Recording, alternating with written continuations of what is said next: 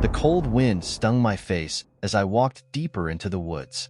It had been a long, restless week, and I needed the solitude. The kind of quiet that only nature could offer. The kind that made everything else fade into the background, where I could clear my head and just think. Or at least, that's what I told myself. I wasn't sure how far I had gone. The path had long since faded behind me, swallowed by the darkness and the trees. The woods were dense here, older than the other parts one usually hiked. The kind of place where the branches twisted like old bones and the underbrush seemed to have a life of its own, growing thicker and more tangled the further I went. It was unusually quiet, even for the woods. The wind rustled through the leaves, but there were no animals, no birds, no rustling of small creatures in the underbrush. It felt empty, like the woods had been waiting for something, waiting for me. I shrugged off the thought, pulling my jacket tighter around me. Maybe it was just the isolation, the lack of light, or maybe I was just letting my mind wander too much. The further I walked, the colder it got. The air had a damp, earthy chill to it, and the wind howled through the trees, sending shivers down my spine. The path twisted and turned, but I kept moving, one foot in front of the other. I wasn't sure why I'd ventured this deep into the woods. Maybe the solitude felt safer here, away from everything else. That was when I noticed it. A sound, low and faint, just beyond the wind. A whisper, like a voice calling out, barely audible. My steps faltered. I looked around, but the woods were as still as they had been moments ago. The whisper sounded again, this time clearer. "Come closer." I froze. It came from deeper in the woods, from somewhere ahead of me. My heart began to race. Was it another hiker? A lost traveler? It seemed impossible, but I couldn't shake the feeling that something was wrong. Something about the voice. It didn't sound right. Too soft. Too distant. I stood there for a moment, weighing my options. Should I turn back? Keep going? The wind howled around me like a warning, but the curiosity gnawed at me, pulling me forward, pushing aside the uneasy feeling in my stomach. I wasn't far from the main trail, just a quick walk, and I could turn back if I wanted. I moved forward, more cautiously this time, scanning the trees around me. The shadows seemed deeper here, more consuming. The wind picked up, making the branches sway in strange, erratic patterns. But the whispers, they grew louder. "Come closer, come closer." My pulse quickened.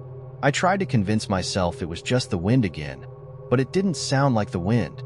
It sounded deliberate, human. I could almost feel the words in my chest. The voice wasn't in my ears. It was inside me, echoing, pulling me in. I kept moving. As I walked deeper, the temperature seemed to drop even further. The trees around me were now gnarled, twisted, with dark spaces between their branches that seemed to stretch and bend unnaturally. The air had a strange smell, damp and musty, like rotting wood and earth. And then I saw it. A clearing, just ahead. The wind died down completely, the sudden stillness pressing against my ears. My breath came in ragged gasps as I stepped into the open space. In the center of the clearing stood an old, rotting structure, what appeared to be the remnants of an old cabin or some kind of shack. Its roof had caved in, the walls were half collapsed, and a dark, heavy fog swirled around its base. I could feel my heart pounding in my chest, each beat pushing me further into the clearing. The whispers were now deafening, flooding my mind with words I couldn't quite make out. "Come closer. Come inside." They urged me. A shadow darted at the edge of my vision. I whipped my head around, but there was nothing there. Just the trees, their branches creaking in the wind. But something in the cabin moved. A figure. I couldn't make it out, but I could see the shape of it. A tall, thin silhouette standing near the broken door, watching me, waiting. My legs moved of their own accord, dragging me forward. I couldn't stop them, couldn't stop myself. Every step felt like I was falling into the abyss. As I got closer, I saw the door of the shack swing open, slowly, creaking on its hinges. "Come inside," the voice whispered again, and this time, I was sure I felt it wrap around my chest, tightening, suffocating me. I reached the door, my hand trembling as I placed it on the frame. The cold from inside seemed to pour out, colder than anything I had ever felt. The darkness inside was suffocating, like a living thing, and I could hear the soft patter of something moving inside. Scratching, tapping, shifting.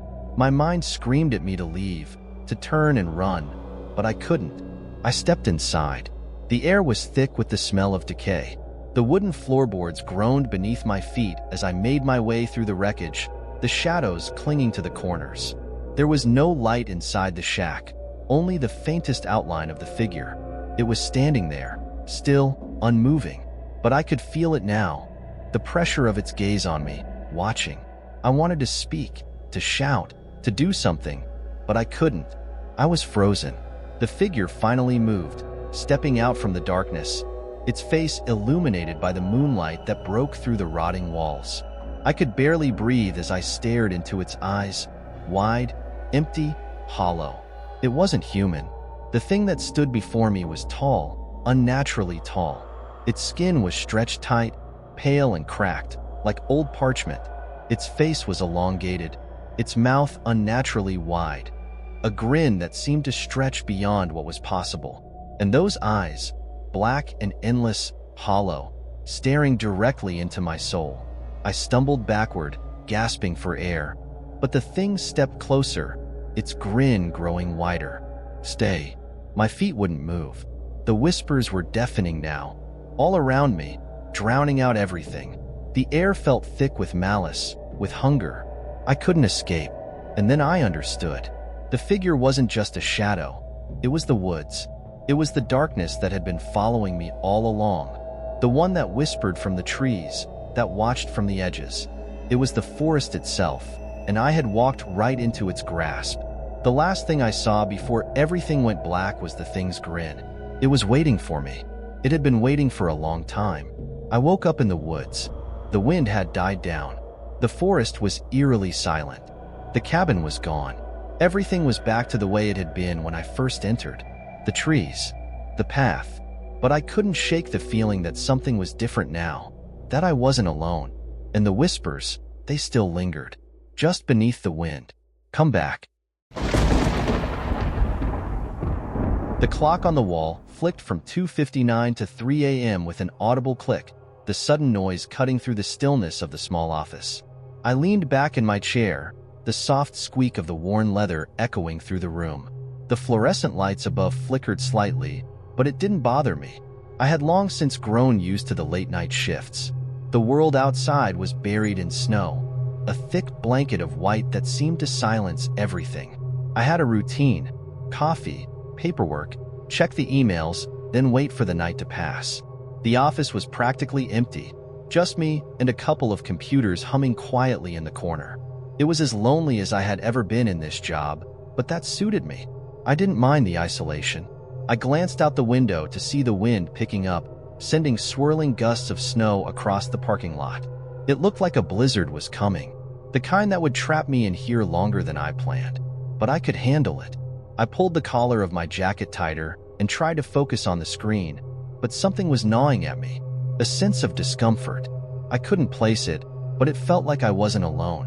My skin tingled, my muscles tight, as though someone, or something, was just outside my line of sight, watching. I shook my head, dismissing the thought as nothing more than the exhaustion from too many hours without sleep.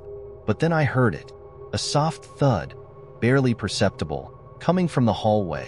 I sat still, my heart skipping a beat, listening intently. The office was far enough from the main entrance that I should have been the only one here at this hour. I stood up slowly, my boots squeaking on the hardwood floor as I crept toward the door. There was nothing. I peeked down the hallway, the dim light casting long, jagged shadows against the walls. The hallway was empty. The sound must have been the building settling, or my mind playing tricks. I turned to head back to my desk, but something caught my eye. The window. I hadn't noticed before, but the curtain was moving. A breeze had definitely kicked up outside, but the window was closed. Why would the curtain shift like that? I moved closer, my breath fogging up in the cold air, and the light from the hallway flickered once more, casting a brief, strange shadow against the far wall. I was about to pull back the curtain when I heard it again. A faint sound, almost like a whisper, but no one else was in the building. I froze, the hairs on the back of my neck standing up. The voice wasn't coming from the hallway or the window. It was coming from deeper in the building. I tried to rationalize it. Maybe it was just the wind playing tricks on me, or maybe the heater was malfunctioning. I'd worked late nights before, but never like this. This felt different. I grabbed my phone, deciding to call the security guard on duty to make sure everything was fine. But the moment I turned around, I froze again. The door to the storage room, the one I knew I had locked earlier, was now slightly ajar. I could feel the sweat forming on my palms as I slowly walked towards the door, my footsteps muffled on the thick carpeting. I was trying to stay calm, telling myself that it was nothing, that I was just tired. But my thoughts were racing. Who could have opened it? Was someone else in the building? The door creaked as I nudged it open. The storage room was pitch black, and I reached for the light switch. But before I could flick it on, I heard a noise, a faint scuffling, almost like something dragging across the floor. My breath caught in my throat. I backed away from the door, my hand trembling as I held the phone in front of me. I had to leave, get out of there, but the thought of running into whatever was in there paralyzed me. Then, just as I was about to bolt, a whisper, a soft, unmistakable whisper, came from the darkness. "Come inside." It was clear now, and it chilled me to the core. The voice was low, almost tender, but it carried an unmistakable sense of command. I didn't want to move, but my legs, they wouldn't stop. I could hear my heartbeat pounding in my ears as I stepped toward the doorway. The scuffling noise resumed, louder now. Then, out of the corner of my eye, I saw it. A shadow, a dark, fleeting shape at the far end of the hallway. I spun around, but no one was there. I hesitated, standing in the doorway, staring into the black void of the storage room. My body screamed for me to leave, to run, but my curiosity, my fear, kept me rooted in place. I reached for the light again, heart thundering in my chest, but before I could turn the switch, the door slammed shut behind me. I spun around, gasping, my pulse quickening. The room was dark again. The temperature had dropped, and I could see my breath forming in the cold, thin air. The only sound was the soft hum of the building's old heating system. Snap! The sound came from behind me. I whipped around, and there it was. A figure. It stood at the far end of the room, just within the faint light spilling through the cracked door. A silhouette, tall, thin, and unnervingly still. It wasn't moving, but I could feel its presence like a weight on my chest. My pulse raced as the figure's outline grew sharper, clearer. I could make out its features now, pale skin stretched too tight across its bones, and eyes. No, sockets, black and empty. I wanted to scream, but my mouth was dry, my throat too tight. And then it moved. The figure lurched forward, and in that moment, I understood. It wasn't human. It couldn't be. The way it moved, unnatural, jerky, like it was stitched together by something far darker than anything I'd ever seen. Before I could react, it was in front of me. A cold, putrid breath washed over me, suffocating me in its stench. My body refused to move. My feet froze into the spot as the thing leaned closer. "You shouldn't have stayed," it whispered, its voice thick with malice. Suddenly, the lights flickered to life, blinding me for a split second, and in that moment, I felt a sharp, piercing pain shoot through my chest. The world spun out of focus, and everything went black. When I awoke, it was quiet. Too quiet. The room was empty, the office pristine as if nothing had happened. The clock on the wall read 3:15 a.m. I sat up, my head throbbing, my body covered in a cold sweat. There was no sign of the figure, no trace of anything out of the ordinary. But when I looked out the window, I saw something that chilled me more than anything before. The snow outside had stopped, and in the reflection of the glass, I saw the faint outline of a figure standing behind me. It was waiting. The headlights of my car cut through the dark, reflecting off the wet snow that lined the sides of the road. It had been a long shift, and the icy roads were the last thing I wanted to deal with tonight. But I didn't have a choice. The winter storm had been closing in for hours, and I had to make my way through the forest to get home. I was used to this drive. The winding forest road was a regular part of my route, but tonight something felt off. The wind howled through the trees, and the snow had picked up, swirling in heavy, thick flurries. The kind of snow that made everything look foreign, the world reduced to a few feet of visibility. I glanced at the clock. It was 11:45 p.m. A few more minutes, I thought. Then I'd be out of this mess and back in the warmth of my apartment. My hands gripped the wheel, the cold air from the cracked window making my fingers numb. There was no one else out here. The roads were completely empty. I reached a familiar bend in the road, the dark, gnarled trees on either side leaning inward as if they were closing in on me. The headlights flickered, just for a second, but long enough to make my heart jump. I blinked hard, then cursed under my breath. "Stupid car," I muttered. I shook my head, trying to shake off the unease crawling under my skin. The sound of the tires crunching over the snow was the only noise I could hear, the wind having drowned out everything else. But then, faintly, just beneath the howl of the storm, I heard something else, a faint tapping. It was distant, rhythmic, almost like someone knocking. I froze for a moment, my foot lifting off the gas. It came from the woods on my left, where the dark trees swallowed everything.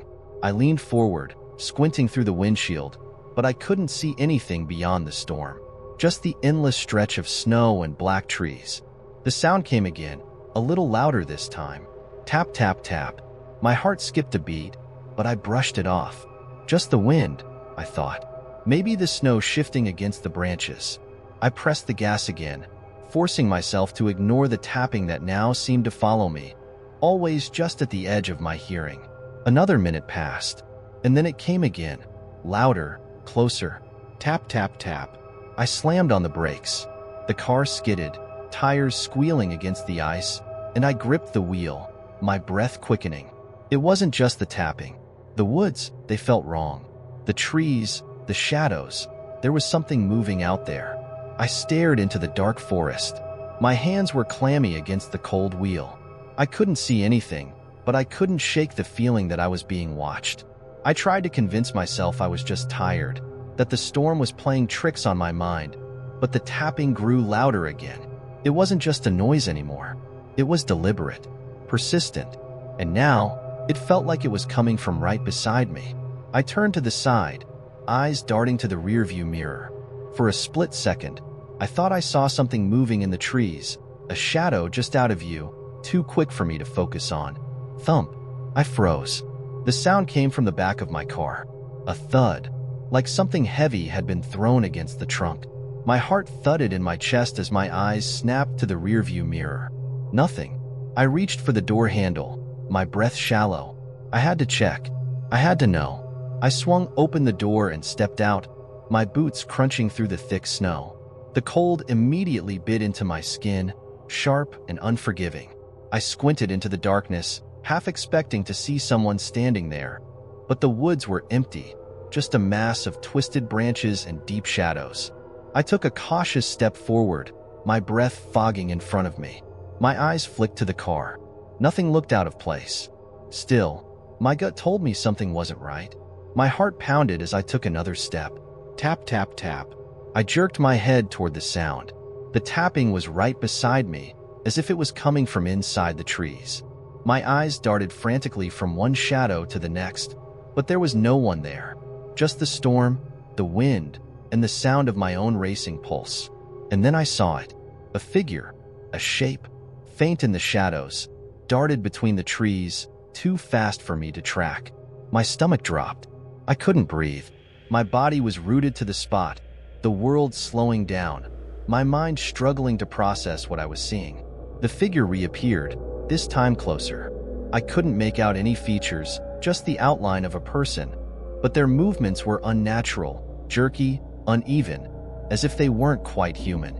I stumbled backward, my hands fumbling for the door of the car, but the figure kept getting closer. It wasn't running. It was shuffling toward me, slow and deliberate, as if enjoying the fear it was causing. Suddenly, the sound of something tapping against the windshield pulled me out of my frozen state. I whipped around, but there was nothing there. The tapping grew louder again, and I realized with a sudden, sickening clarity that it was coming from the inside of the car. From behind the glass, I spun to face the vehicle, but there was nothing there. Then, out of the corner of my eye, I saw it, a face, pressed up against the glass. A pale, distorted face with wide, glassy eyes and a twisted grin. It was smiling at me. Smiling. I stumbled back, my breath catching in my throat. The car's lights flickered as I fumbled for my keys. Panic surged in my veins.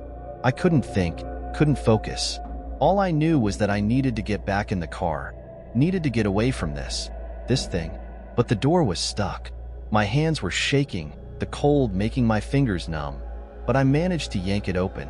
I threw myself inside, slamming the door shut behind me, heart pounding. The tapping stopped. The figure in the trees was gone. But I wasn't alone. I glanced in the rearview mirror, and for one fleeting second, I saw that pale face staring back at me. But there was no one there. The road ahead was empty. The storm was still howling, the snow falling in thick, heavy flakes. But I couldn't shake the feeling that something was still with me, something following me, just beyond the edge of my vision. I didn't dare look again, not even as the miles stretched on, the snow-covered trees pressing closer around me, until there was nothing left but the endless, suffocating darkness. Thanks for joining me on this journey through the strange and unexpected. If you enjoyed the story, hit that like button, share with fellow curious minds, and don't forget to subscribe for more. Until next time, stay curious, stay intrigued,